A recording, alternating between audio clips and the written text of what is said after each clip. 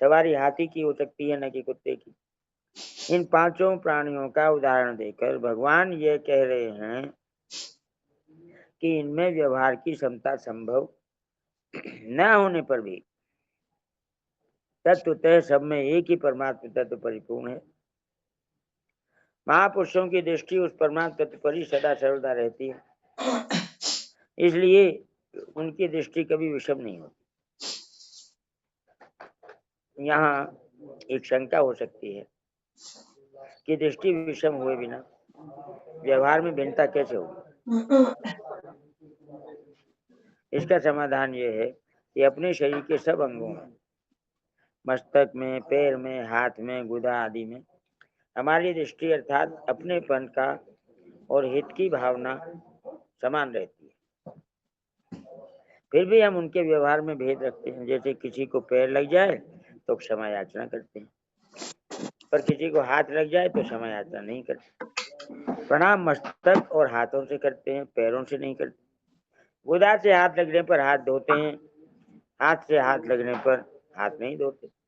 इतना ही नहीं, एक हाथ की अंगुलियों में व्यवहार में भेद है। किसी को तर्जनी अंगुली दिखाने और अंगूठा दिखाने का भेद तो सब जानते हैं। इस प्रकार शरीर के भिन्न भिन्न अंगों के व्यवहार में तो भेद होता है, पर आत्मीयता में भेद नहीं होता।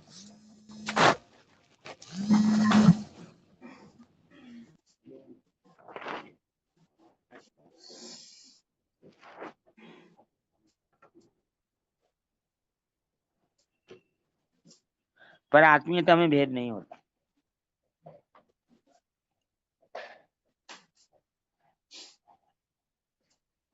तर्जनी अंगूठा दिखाने का भेद तो सब जानते हैं। इस प्रकार शरीर के भिन्न भिन्न अंगों के व्यवहार में तो भेद होता है, पर आत्मीयता में भेद नहीं होता। इसलिए शरीर के किसी भी पीड़ित अंग की उपेक्षा नहीं होती। व्यवहार में भेद होने पर भी पीड़ा मिटाने में हम समानता का व्यवहार करते हैं।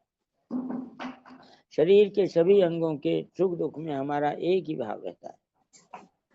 छठे अध्याय का 32वां श्लोक। आत्मोपमेन सर्वत्र समम पश्यति अर्जुन सुखम वायादि वा दुखम सहयोगी परमो।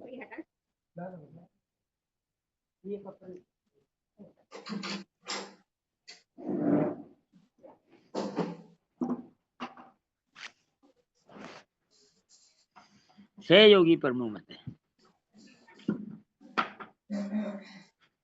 इसी प्रकार प्राणियों में खान पान, गुण, आचरण, जाति आदि का भेद होने से उनके साथ ज्ञानी महापुरुष के व्यवहार में भी भेद होता है और होना भी चाहिए। परंतु उन सब प्राणियों में एक ही परमात्म तत्व परिपूर्ण होने के कारण महापुरुष की दृष्टि में भेद नहीं होता। उन प्राणियों के प्रति महापुरुष की आत्मीयता, प्रेम, हित, दया आदि के भाव में कभी फर्क नहीं पड़ता।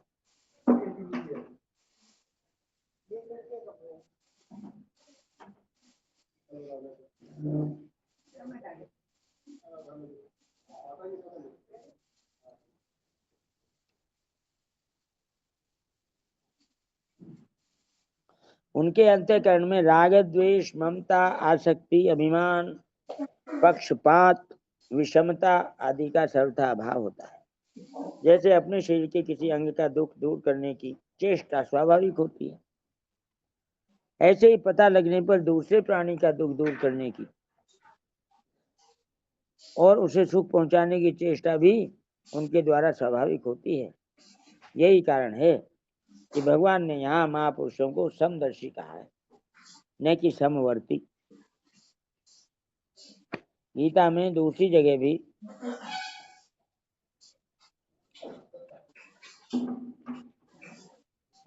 सम देखने की या समबुद्धि की बात आई है।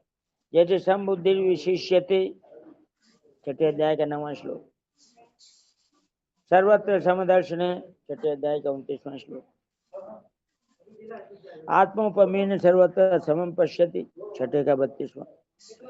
सर्वत्र समबुद्ध है, तो 12वें का 4था।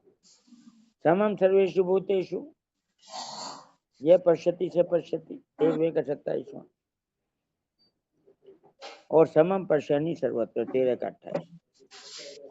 तो शंकराचार्य जी महाराज कहते हैं भावाद्वैतम सदा कुर्यात क्रियाद्वैतम न कुत्रचित। तत्वोपदेश में कहा है शंकराचार्य जी महाराज ने, भाव में ही सदा अद्वैत होना चाहिए, क्रिया व्यवहार में नहीं। समता संबंधी विशेष बात। आजकल समता पर विशेष चर्चा चल रही है। सबके साथ समता का व्यवहार करो, ऐसा प्रचार किया जा रहा है। परंतु वास्तव में समता किसे कहते हैं और वह कब आती है, इसे समझने की बड़ी आवश्यकता है। समता कोई खेल तमाशा नहीं है, प्रत्युत परमात्मा का साक्षात स्वरूप है। जिनका मन समता में स्थित हो जाता है वे यहाँ जीते जी ही संसार पर विजय प्राप्त कर लेते हैं और परब्रह्म परमात्मा का अनुभव कर लेते हैं। 5वें अध्याय का 19वां श्लोक। यही उत्तेजित सर्गो ये शाम शाम में स्थितम मने निर्दोषम ही समम ब्रह्म तस्मात् ब्रह्म नीते स्थित। यह समता तब आती है जब दूसरों का दुख अपना दुख और दूसरों का सुख अपना सुख हो जाता है। गीता में भगवान कहते हैं कि हे अर्जुन, जो पुरुष अपने शरीर की तरह मेरे को सब जगह सम देखता है और सुख अथवा दुख को भी सब जगह सम देखता है, वह योगी परम श्रेष्ठ माना गया है। 6 अध्याय का 32वां श्लोक। सर्वभूत स्थितम यो मां भजत्य गतिमार्थित सर्वथा वर्तमानोपि यह योगी में वर्तते। 32वां यही है? नहीं, 32वां ये नहीं है। 32वां है आत्मोपमेन सर्वत्र सुखम व्याधि वा दुखम। यही वो तर्जित सर्ग है। ये होना चाहिए 32 है। आत्मपरिणेव सर्वत्र समपश्यति योर्जुन सुखम वा यदि वा दुखम स योगी परमो मतः। हाँ जी। जैसे शरीर के सभी किसी भी अंग में पीड़ा होने पर उसको दूर करने की लगन लग जाती है, ऐसे ही किसी प्राणी को दुख संताप आदि होने पर उसको दूर करने की लगन लग जाती है।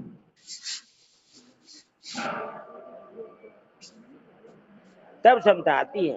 संतों के लक्षणों में भी आया है, पर दुख दुख सुख सुख देखे पर। मानस उत्तरकांड। जब तक अपने सुख की लालसा है तब तक चाहे जितना उद्योग कर लें समता नहीं आएगी।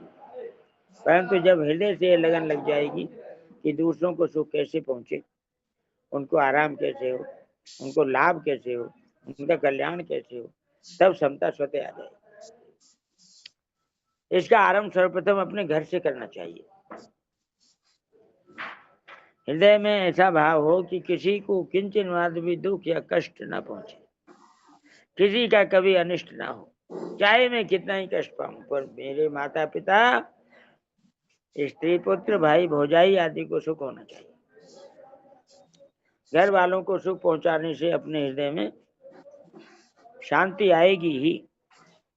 जहां अपने घर का भी संबंध नहीं है वहां सुख पहुंचाएंगे तो विशेष आनंद की लहरें आने लग जाएंगी। परंतु ममता पूर्वक सुख पहुंचाने से हमारी उन्नति नहीं होगी। जहां हमारी ममता ना हो वहां सुख पहुंचाए, अथवा जहां ममता पूर्वक सुख पहुंचाते हैं वहां से अपनी ममता हटा ले, दोनों का परिणाम एक ही होगा। चित्रकूट में लक्ष्मण जी भगवान राम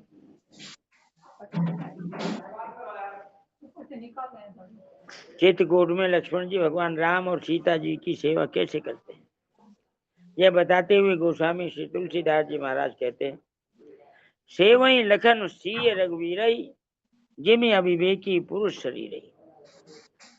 मानस अयोध्या कांड। अर्थात लक्ष्मण जी भगवान राम और सीता जी की वैसे ही सेवा करते हैं जैसे अज्ञानी मनुष्य अपने शरीर की सेवा करता है। अपने शरीर की सेवा करना, उसे सुख पहुंचाना समझदारी नहीं है। अपने शरीर की सेवा तो पशु भी करते हैं।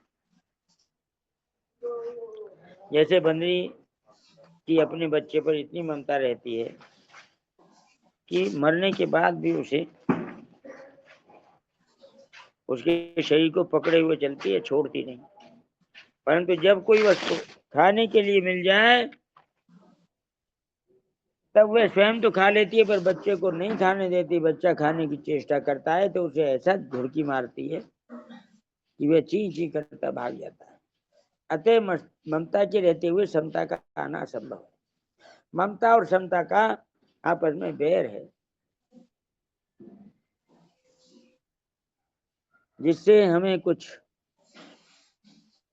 लेना नहीं है, जिससे हमारा कोई स्वार्थ नहीं है, ऐसे व्यक्ति के साथ भी हम प्रेम पूर्वक अच्छे से अच्छा बर्ताव करें, जिससे उसका हित हो।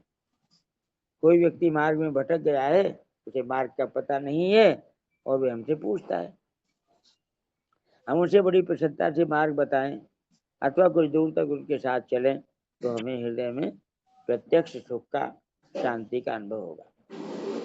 परंतु यदि हम जानते हुए भी उसे मार्ग नहीं बताएंगे तो हमारे हृदय में सुख नहीं होगा। यह अनुभव की बात है। कोई करके देख ले। किसी को प्यास लगी है तो उसे बता दे कि भाई इधर आओ, इधर ठंडा जल है।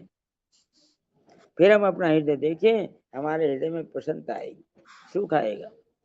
यह सुख हमारा कल्याण करने वाला है। दूसरा दुख पाए पर मैं सुख ले लूं, यह सुख पतन करने वाला है। इससे न तो व्यवहार में हमारी उन्नति होगी और न परमार्थ में। हम सत्संग का आयोजन करते हैं, उसमें आने वाले व्यक्तियों के बैठने की व्यवस्था करते हैं, तो उनसे प्रेम पूर्वक कहें कि आइए यहाँ बैठिए। उन्हें वहां बैठाएं जहाँ से वे ठीक तरह से सुन सकें। वे आराम से कैसे बैठ सकें, ठीक तरह से कैसे सुन सकें, ऐसा भाव रखकर उनसे बर्ताव करें। ऐसा करने से हमारे हृदय में प्रत्यक्ष शांति आएगी। पर वही हुक्म चलाएं कि क्या करते हो, इधर बैठो, इधर नहीं, तो बात वही होने पर भी हृदय में शांति नहीं आएगी। भीतर में जो अभिमान है वह दूसरों को चुभेगा, बुरा लगेगा। ऐसा बर्ताव करें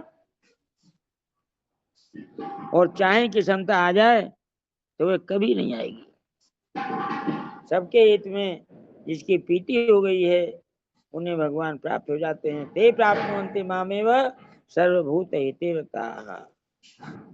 12वें अध्याय का 4था श्लोक। कारण कि भगवान प्राणी मात्र के परम सुहृद हैं। 5वें अध्याय का 29वां श्लोक कहता है, सुहृदं सर्वभूतानां ज्ञात्वा मां शान्ति गच्छति।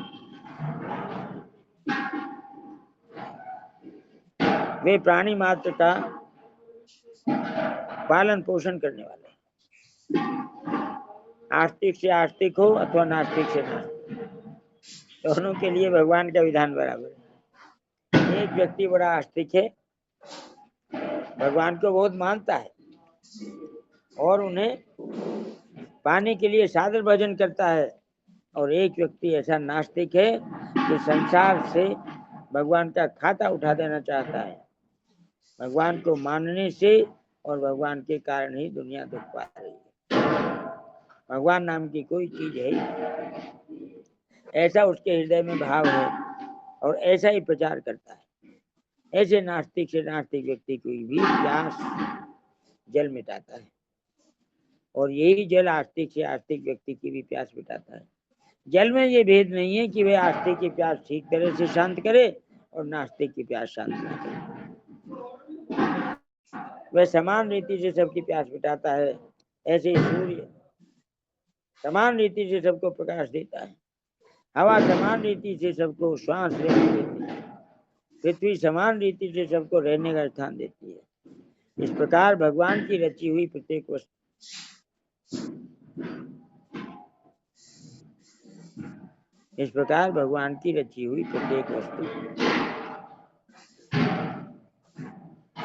सबको समान रीति से मिलती है। समता का अर्थ यह नहीं है कि समान रीति से सबके साथ रोटी बेटी का बर्ताव करें।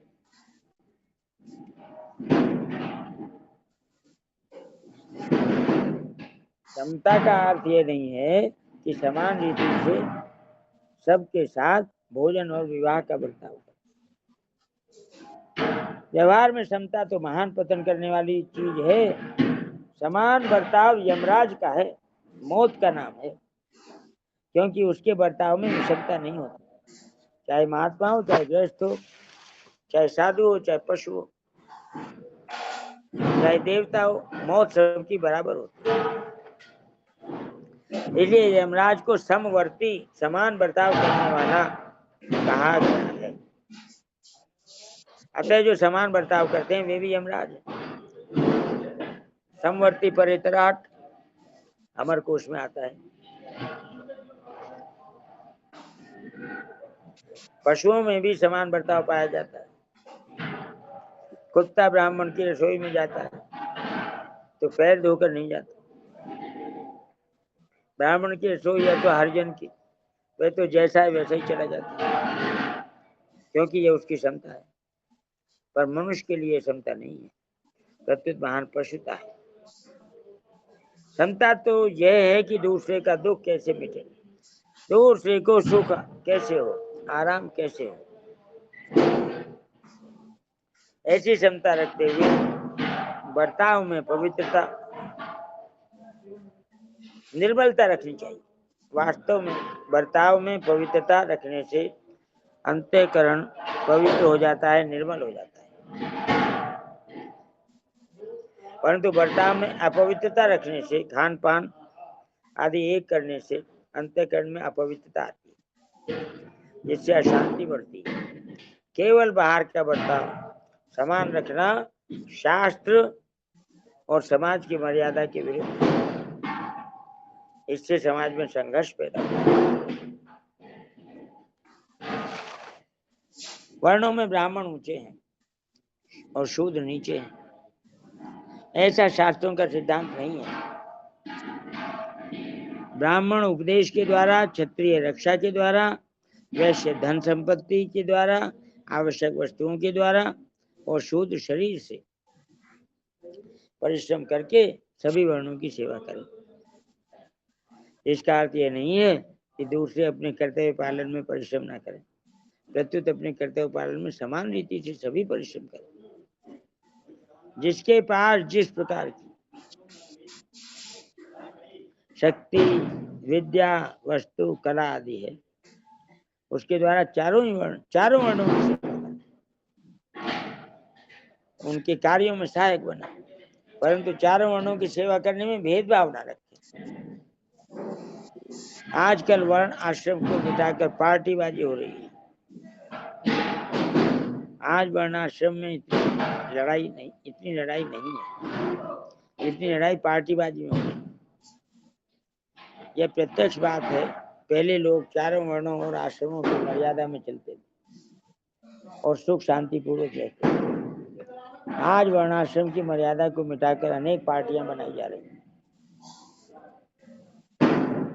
जिससे संघर्ष को बढ़ावा मिल रहा है। गांवों में सब लोगों को पानी मिलना कठिन हो रहा है। जिनके अधिकार में कुआं है वे कहते हैं तुमने उस पार्टी को वोट दिया है इसलिए तुम यहाँ से पानी नहीं कर सकते। माँ बाप और बेटा तीनों अलग अलग पार्टियों को वोट देते हैं और घर में लड़ते हैं। भीतर में वैर बांध लिया कि तुम उस पार्टी के हो और हम इस पार्टी के हैं। इतना महान अनंत। यदि समता लानी हो तो दूसरा व्यक्ति किसी भी वर्ण, आश्रम, संप्रदाय, मत आदि का क्यों न हो,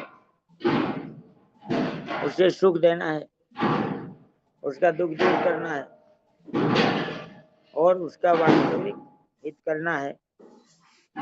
उनमें ये भेद हो सकता है कि आप राम राम कहते हैं, हम कृष्ण कृष्ण कहेंगे, आप वैष्णव हैं, हम शैव हैं, आप मुसलमान हैं, हम हिंदू हैं, इत्यादि। परंतु इससे कोई बाधा नहीं आती। बात तब आती है जब ये भाव रहता है कि वे हमारी पार्टी के नहीं है, इसलिए उनको चाहे दुख होता रहे पर हमें और हमारी पार्टी वालों को सुख हो जाए। यह भाव महान पतन करने वाला है। इसलिए कभी किसी वर्ण आदि के मनुष्यों को कष्ट हो तो उनके हित की चिंता समान रीति से होनी चाहिए, और उन्हें सुख हो तो उससे प्रसन्नता समान रीति से होनी चाहिए। जैसे ब्राह्मणों और हरिजनों में संघर्ष होगा, ब्राह्मणों में हरिजनों में संघर्ष हुआ, उनमें हरिजनों की हार हुई और ब्राह्मणों की जीत होने पर हमारे मन में प्रसन्नता हो, अथवा ब्राह्मणों की हार और हरिजनों की जीत होने पर मन में दुख हो, तो यह विषमता है जो बहुत हानिकारक है। ब्राह्मणों और हरिजनों दोनों के प्रति ही हमारे मन में हित की भावना होनी चाहिए। किसी का भी अहित हमें सहन ना हो, किसी का भी दुख हमें समान रीति से खटकना चाहिए। यदि ब्राह्मण दुखी है तो उसे सुख पहुंचाए, और यदि हरिजन दुखी है तो उसे सुख न पहुंचाएं, ऐसा पक्षपात नहीं होना चाहिए। प्रत्युत हरिजन को सुख पहुंचाने की विशेष चेष्टा होनी चाहिए। हरिजनों को सुख पहुंचाने की चेष्टा करते हुए भी ब्राह्मणों के दुख की उपेक्षा नहीं होनी चाहिए। इस प्रकार किसी भी वर्ण, आश्रम, धर्म, संप्रदाय आदि को लेकर पक्षपात नहीं होना चाहिए।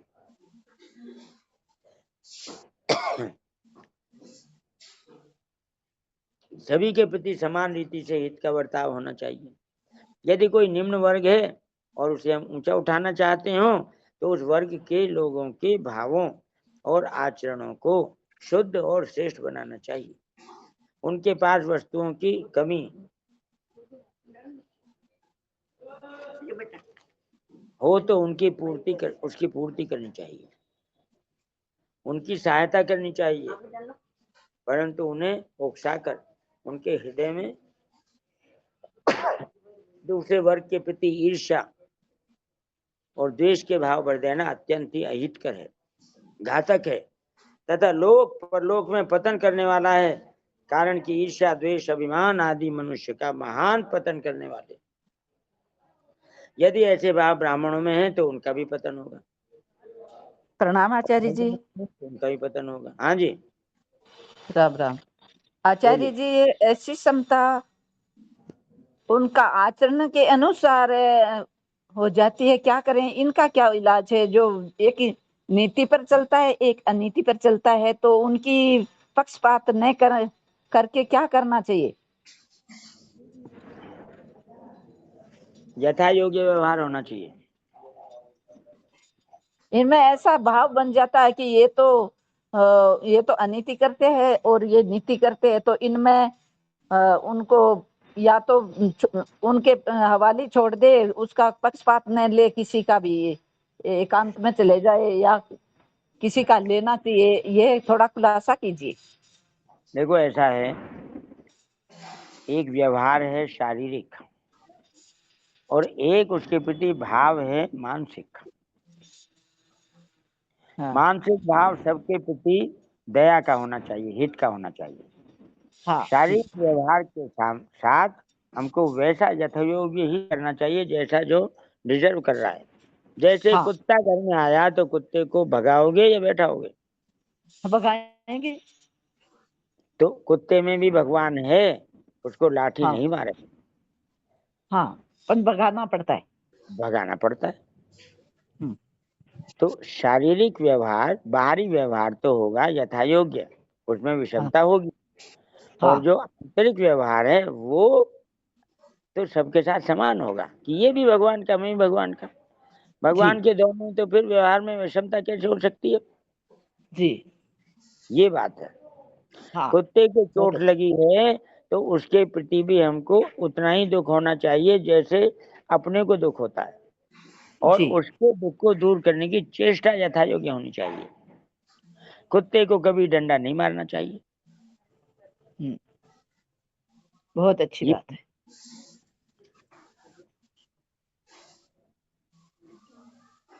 जैसी चोट हमको लगती है, जैसा कष्ट हमको होता है, ऐसा सबको होता है।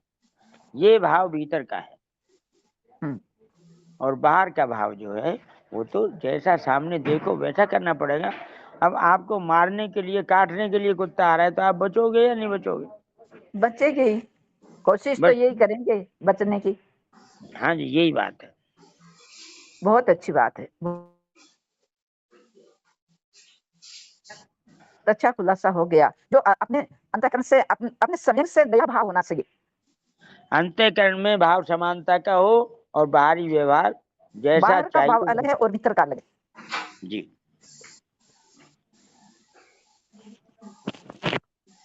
बहुत अच्छा, प्रणाम प्रणाम।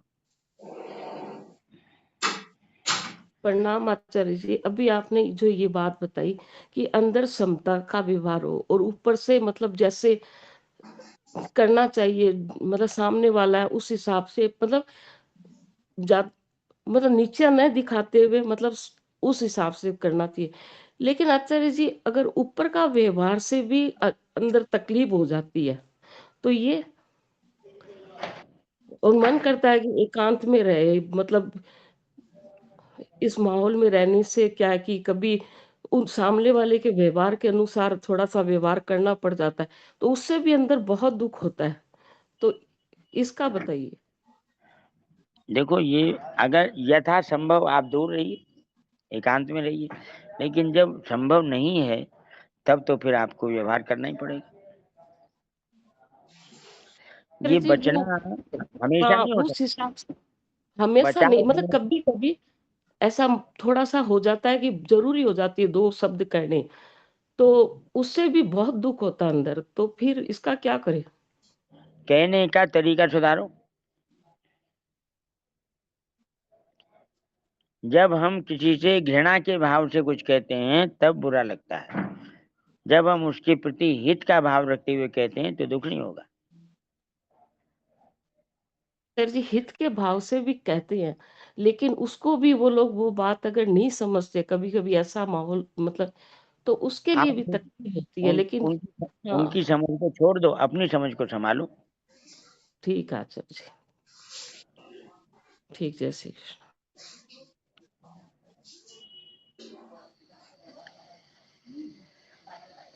यदि समता लानी हो तो दूसरा व्यक्ति किसी भी वर्ण, आश्रम, धर्म, संप्रदाय, मत आदि का क्यों ना हो, उसे सुख देना है, उसका दुख दूर करना है और उसका वास्तविक हित करना है। उनमें यह भेद हो सकता है कि आप राम राम कहते हैं, हम कृष्ण कृष्ण कहेंगे। आप वैष्णव हैं, हम शैव हैं। आप मुसलमान हैं, हम हिंदू हैं, इत्यादि। परंतु इससे कोई बाधा नहीं आती। बाधा तब आती है जब यह भाव रहता है कि वे हमारी पार्टी के नहीं है, इसलिए उनको चाहे दुख होता रहे पर हमें और हमारी पार्टी वालों को सुख हो जाए। यह भाव महान पतन करने वाला है। इसलिए कभी किसी वर्ण आदि के मनुष्यों को कष्ट हो तो उनके हित की चिंता समान रीति से होनी चाहिए, और उन्हें सुख हो तो उसे प्रसन्नता समान रीति से होनी चाहिए। जैसे ब्राह्मणों और हरिजनों में संघर्ष पड़ दिया था। यहाँ से चलेगा क्या? भोजन, वस्त्र, मकान आदि। नहीं, इससे आचार्य जी, इससे 4 लाइन ऊपर है। अच्छा, कारण यदि की कोई, ईर्ष्या, द्वेष, अभिमान। अच्छा,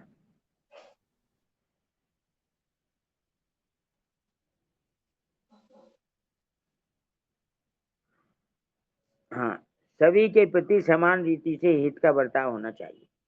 यदि कोई निम्न वर्ग है और उसे हम ऊंचा उठाना चाहते हो तो उस वर्ग के लोगों के भावों और आचरणों को शुद्ध और श्रेष्ठ बनाना चाहिए। उनके पास वस्तुओं की कमी हो तो उसकी पूर्ति करनी चाहिए, उनकी सहायता करनी चाहिए, परंतु उन्हें उकसाकर उनके हृदयों में दूसरों के प्रति, दूसरे वर्ग के प्रति ईर्ष्या और द्वेष के भाव भर देना अत्यंत अहितकर है, घातक है। अहितकर है, घातक है तथा लोक परलोक में पतन करने वाला है। कारण कि ईर्ष्या, द्वेष, अभिमान आदि मनुष्य का महान पतन करने वाले। यदि ऐसे भाव ब्राह्मणों में है तो उनका भी पतन होगा, और हरिजनों में है तो उनका भी पतन होगा। उत्थान तो सद्भावों से, सद्गुणों से और सदाचारों से ही होता है। भोजन, वस्त्र, मकान आदि निर्वाह की वस्तुओं की जिनके पास कमी है, उन्हें ये वस्तुएं विशेषता से देनी चाहिए, चाहे वे किसी भी वर्ण के, किसी भी आश्रम के, किसी भी धर्म के, किसी भी संप्रदाय आदि के क्यों न हो। सबका जीवन यापन सुख पूर्वक होना चाहिए, सभी सुखी हों, सभी निरोग हों, सभी का हित हो, कभी किसी को किंचन मात्र भी दुख न हो।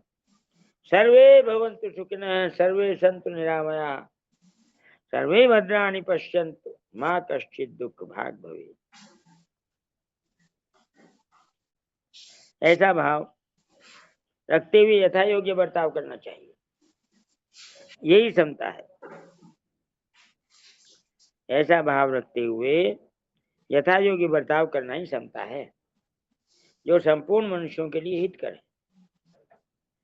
परिशिष्ट भाव, ब्राह्मण, चांडाल, गाय, हाथी और कुत्ता, ये सभी तो हरदम बदल रहे हैं और अभाव में जा रहे हैं, और उनमें रहने वाला जो भाव रूप सत तत्व है वह कभी बदलता नहीं, प्रत्युत नित्य निरंतर ज्यों का त्यों रहता है।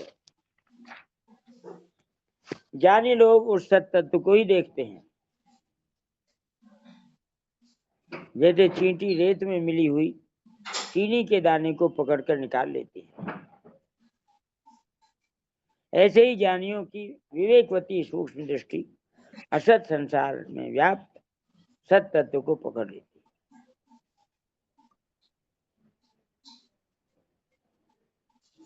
तात्पर्य है कि ब्राह्मण हो या चांडाल, गाय हो या कुत्ता, हाथी हो या चींटी, विषम से विषम प्राणियों में भी उनकी दृष्टि सदा सम ही रहती है। व्यवहार विषम होते हुए भी, व्यवहार यथायोग्य होते हुए भी उनकी दृष्टि कभी विषम नहीं होती। दृष्टि सम होती है, व्यवहार विषम होता है, हो सकता है, होना ही चाहिए।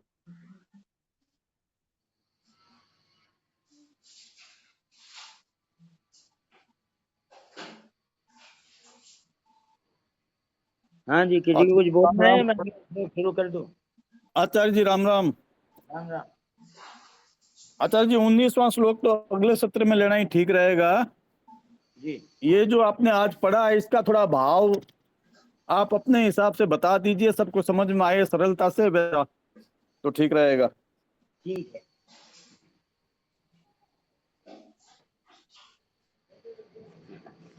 व्यवहार की समानता और भाव की समानता, ये दोनों अलग अलग हैं।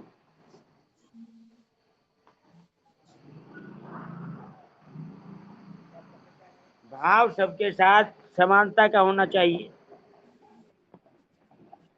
व्यवहार सबके साथ समानता का नहीं होना चाहिए, क्योंकि वो हो ही नहीं सकता।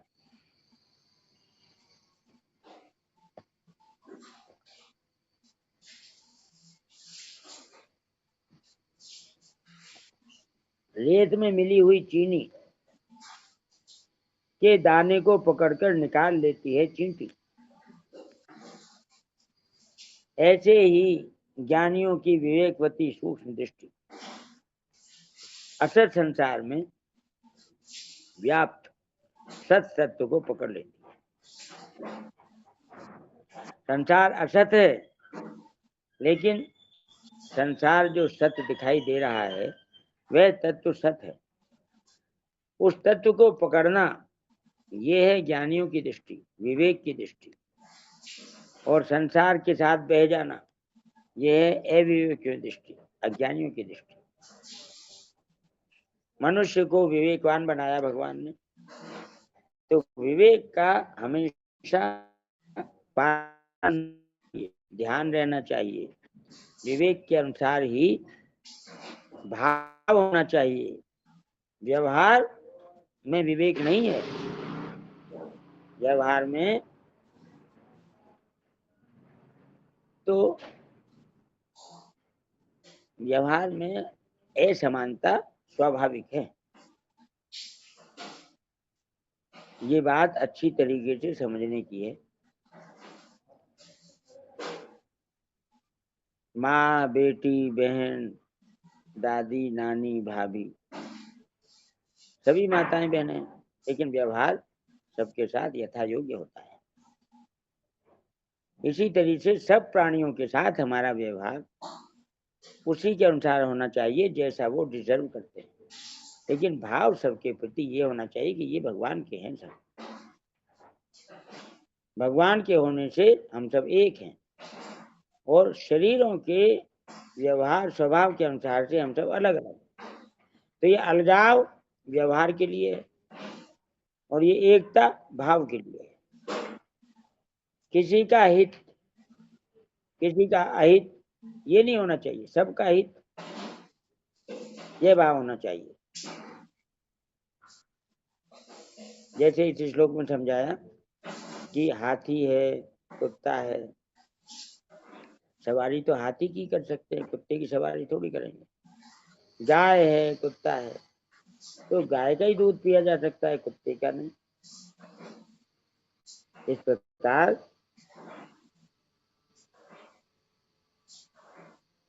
विषमता में समता और समता में विषमता, यह विवेक है। इसके अनुसार हमको व्यवहार करना चाहिए और भाव रखना चाहिए। भाव हित का हो, व्यवहार यथा योग्य हो, ये निष्कर्ष निकलता है इस 18वें श्लोक का। नारायण नारायण नारायण। बहुत बड़े आचार्य जी। आचार्य जी थोड़ा पूछ सकता हूँ, यहाँ बात व्यवहार की आई और भाव की आई, यहाँ आचरण शब्द नहीं काम ले सकते, वो कहाँ यूज होता है? व्यवहार और आचरण में क्या फर्क है? आचरण और व्यवहार तो एक ही बात है भाई। अच्छा नहीं, एक आया है ना कि भी जीवन मुक्त महापुरुष के भी व्यवहार में भूल हो सकती है, वो किसी के कहने में निर्दोष को दोष समझ सकता है, तो वहां आचरण नहीं आया, वहां व्यवहार जीवन मुक्त से भी हो सकती है भूल, तो आचरण का शब्द। देखो, आपने अपनी बात, आप खुद ही आप जवाब दे रहे हो बात का। हो सकता है, कर नहीं सकता वो। आप समझे? हाँ जी हाँ जी हाँ जी। हो सकना अपने हाथ में थोड़ी है, कर सकना अपने हाथ में। वो किसी के साथ कभी विषमता दुर्व्यवहार नहीं करेगा, लेकिन गलत फहमी में हो सकता है। तो मतलब आचरण और व्यवहार प्रायवची एक जैसे है दोनों, ये अलग अलग जगह पे अलग अलग, कोई इनका अर्थ नहीं निकलता ऐसा कुछ? थोड़े दोनों पूछने का था कई दिनों से। हाँ मैं बताता हूँ। आचरण जो होता है वो सोच समझ के किया जाता है, वो मर्यादा के अनुसार किया जाता है, शास्त्र की मर्यादा को ध्यान में रख के किया जाता है। और व्यवहार भाई जी यथा योग्य होता है। व्यवहार सामने वाले को देख के होता है, और आचरण अपने को देखते हैं। आचरण में हम अपने आप को देखते हैं और व्यवहार में हम सामने वाले को देखते हैं। ये बहुत आपने, यही मेरे शास्त्र की मर्यादा से आचरण होता है, उसमें अपने आप को देखा जाता है कि मैं सही आचरण कर रहा हूँ या नहीं कर रहा शास्त्र के अनुकूल। करना चाहिए। मैं ऐसा तो कर ही नहीं सकता, ये है शास्त्र की मर्यादा। आचरण में दृष्टि अपनी ओर होती है, व्यवहार में दृष्टि सामने वाले की ओर होती है। हो जय हो।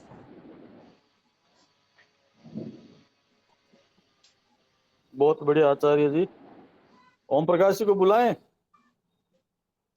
आचार्य जी, मेरी भी बात का समाधान हो गया यहाँ पर।